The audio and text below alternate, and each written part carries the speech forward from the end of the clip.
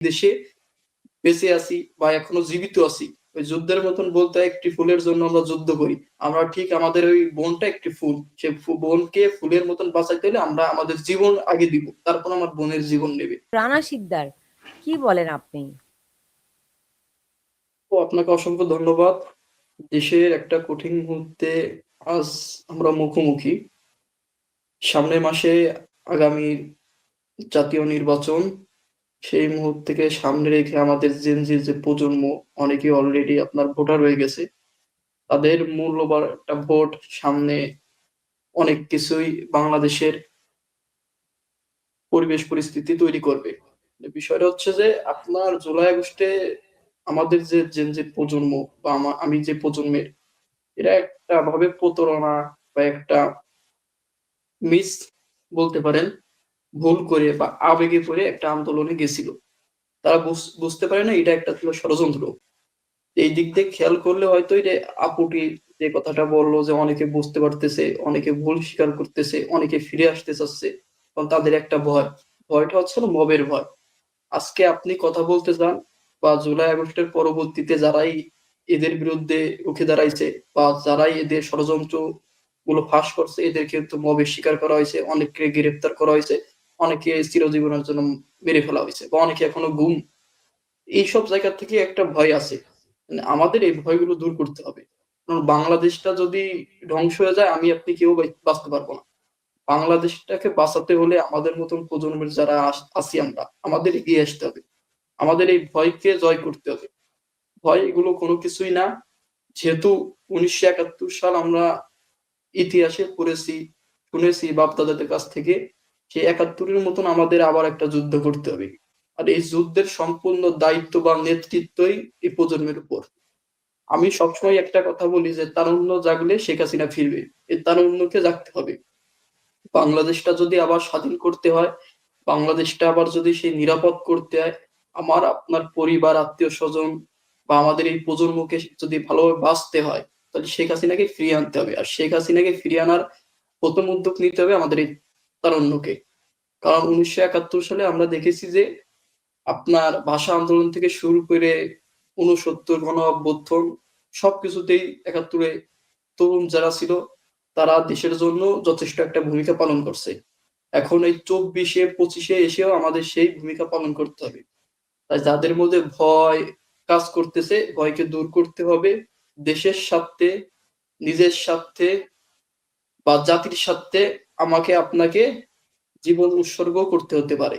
সে জীবন উৎসর্গ করার প্রস্তুতি নিতে হবে।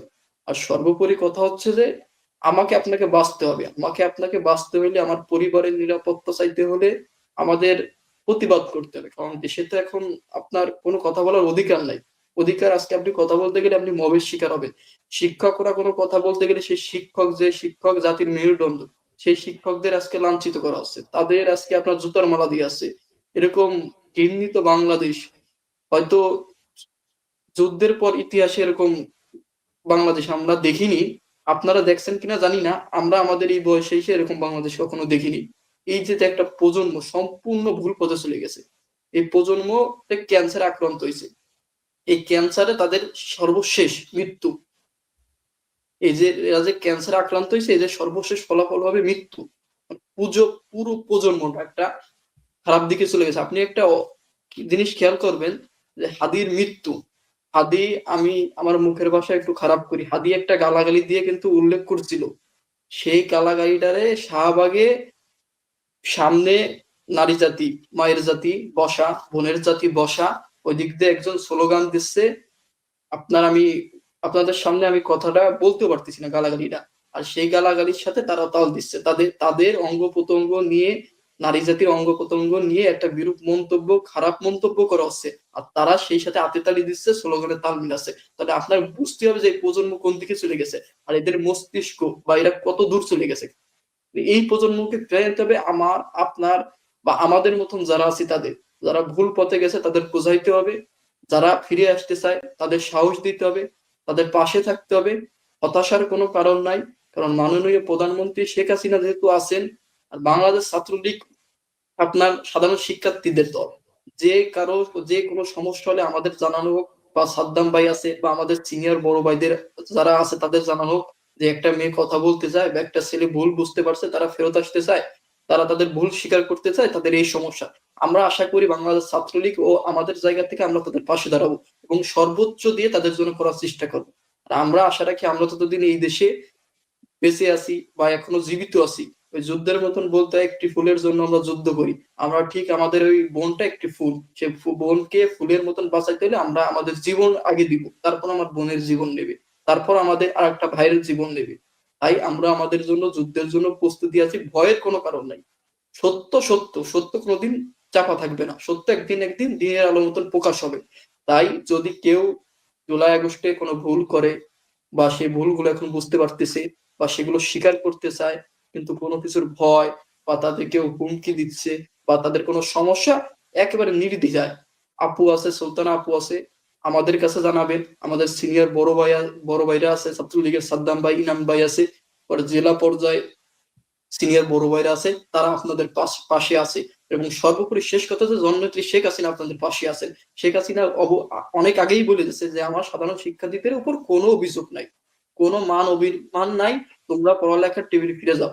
মানে সে কত উদার, তাকে কি পরিমাণ লাঞ্ছিত করা হলো, তার বাবা যে দল মত নির্বিশেষে এই বাংলাদেশের একজন জাতির জনক, যার মাধ্যমে দেশটা একটা স্বাধীন হয়েছে, যে দেশটা আমরা একটা সার্বভৌমত্ব পাইছি, একটা স্বাধীন ভাষা পাইছি, সে তার বাবাকে বঙ্গবন্ধু শেখ মুজিবুর রহমানকে 5ই আগস্টের পর কিভাবে লাঞ্ছিত করা হয়েছে পুরো দেশ না বিশ্ব দেখছে। বিশ্ব এই নিয়ে নিন্দা জানাইছে, তারা লজ্জিত। আমরা লজ্জিত হইতে না পারলে তারা লজ্জিত হয়েছে।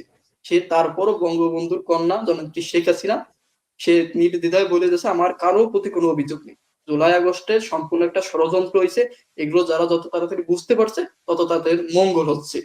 না, আমিও বলবো আপু, আপনার কোনো বান্ধবী, আপনার কোনো ভাই, আপনার কোনো বোন যদি কেউ ভুল বুঝতে পারে বা ভুল বোঝার স্বীকার করে, কোনো ভয় নেই, আপনারা আমাদের কাছে আসুন, বলুন, হেল্প করুন, যে কোনো প্রয়োজনে আমরা আপনাদের পাশে আছি। জি আপু। জি, জেসিনা সিদ্দিকী, আহ, কি এখন কি বুঝতে পারছেন যে এই ভুল থেকে শুধরানোর কি উপায় আছে? এই ভুল থেকে শুধরানোর জন্য আমাদের ঐক্য হতে হবে, ঐক্যবদ্ধ হতে হবে। আমাদের যে তরুণ সমাজ তাদের ঐক্যবদ্ধ হতে হবে। যদি আমরা ঐক্যবদ্ধ হতে পারি এবং আমরা বুঝতে পারি যে কোনটা ভুল কোনটা ঠিক, এবং অলরেডি তো অনেকে বুঝেছে, বেশিরভাগ সংখ্যা কিন্তু বুঝেছে। সো ওনারা যদি সামনে আসতে পারে কিংবা তারা যদি একটু কাজ করতে পারে, আমার মনে হয় এখান থেকে শুধরানো সহজ হবে। আম, আহ, কি সেটা সেটা ঐক্যবদ্ধ হওয়ার জন্য কি প্রচেষ্টা আছে? তাদের আশ্বাস দিতে হবে যে কোনো তাদের কোনো ক্ষতি হবে না, কেননা মানুষ ভয় পায়, ভয় পায় যে তাদের কোনো ক্ষতি হয়ে যাবে। আমি আপনার কার্টুন দেখেছি, আমি একটু দর্শকদেরকে আপনার কার্টুনগুলো একটু শেয়ার করি। জেসিনার কার্টুন, এই যে দেখুন, এটি হচ্ছে আপনারা বুঝতেই পারছেন, এটি 71-এর এই হায়েনা রুখতে হবে কামরুল হাসানের যেই প্রতীক,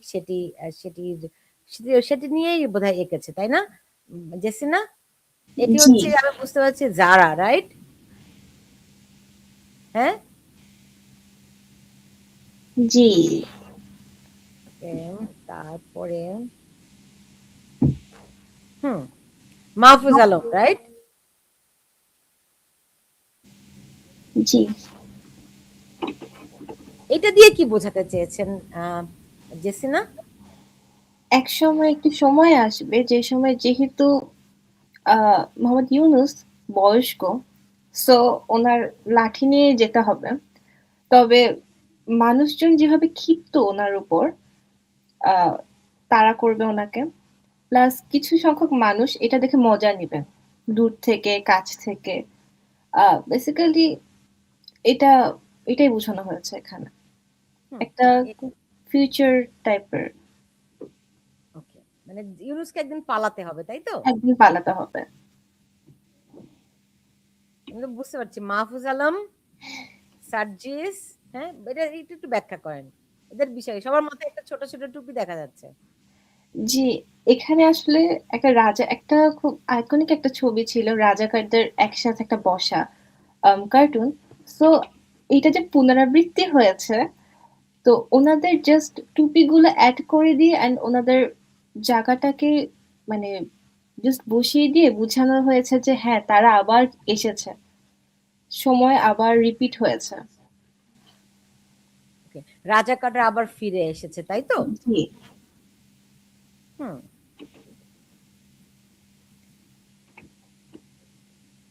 ডাক্তার শফিকুর রহমান? মিজামিজি। ও, এটা নিজামি এটা? জি মেবি। আচ্ছা, এটা কে? আই নট শিওর, আমি জাস্ট নামটা ভুলে গিয়েছি হঠাৎ করে। আমার এই একটু সমস্যাটা আছে নাম ভুলে যাওয়ার। নার্ভাস হয়ে গেছেন, বুঝতে পেরেছি। ডাক্তার শফিকুর রহমান মনে হয়, রাইট? জি এটাও মনে হচ্ছে ডাক্তার শফিকুর রহমান। হুম। জি। এটা ডক্টর ইউনুস বোঝা যাচ্ছে। এটা জি দিয়ে কি বোঝাতে চেয়েছেন? উনি যে সাপের বলে না যে দুধ কলা দিয়ে কাল সাপ পোষার মতো, হুম। তো এটাই বোঝানো হচ্ছে। জি, এই ছবিগুলো আঁকার পেছনে আপনার কি কি কাজ করেছে আপনার ভেতরে? আমার আসলে যখন দেখতাম যে দেশে এক একটা সময় ক্ষতি হচ্ছে বা আমার তখন খুব কষ্ট লাগতো। সো কষ্ট তো আমি প্রকাশ করতে পারতাম না। যখন প্রকাশ করতে পারতাম না তখন আমি ছবির মাধ্যমে প্রকাশ করতাম। হুম। এই কষ্টটা, এই কি বলবো রাগটা যে ছবির মাধ্যমে তাদেরকে তুলে ধরার চেষ্টা করেছি তখন।